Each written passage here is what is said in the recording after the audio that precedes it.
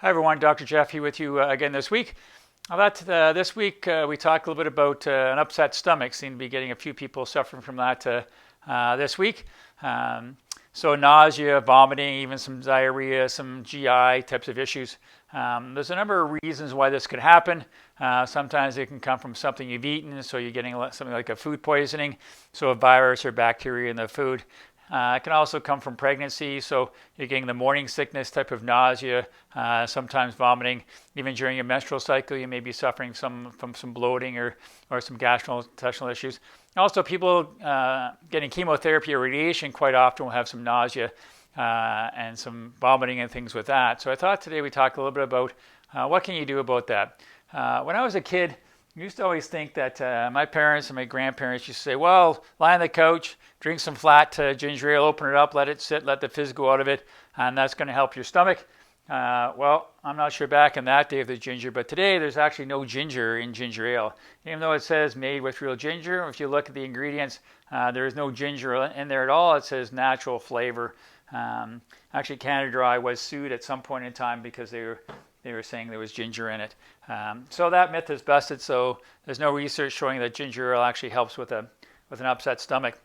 Research kind of leads a little bit now into teas and different types of teas. What they're finding is depending on what the cause of the nausea is, different teas help in different ways. If it's just being caused by a simple, bad food that you ate, then you can go with some ginger tea. This is just some ginger, so you kind of scrape that off, put it in some water, boil it up, make it into a tea. Also, chamomile and peppermint are very good for a food type of cause of vomiting or nausea. If it's being caused because of your pregnancy or menstrual time, then again you can go with your ginger and chamomile, but you can also go with a fennel or a licorice type of tea to help with that. If it's being caused because of chemotherapy receiving or radiation that you're going through, then you want to go with peppermint or green tea, or chamomile tea is pretty well good for everything. If you're suffering from irritable bowel syndrome and you're getting issues with that, that's when you're going to more of the spearmint and the peppermint types of teas. So generally, chamomile and ginger seem to be good for kind of everything. But then other types of issues, you might want to switch to a more specific type of tea.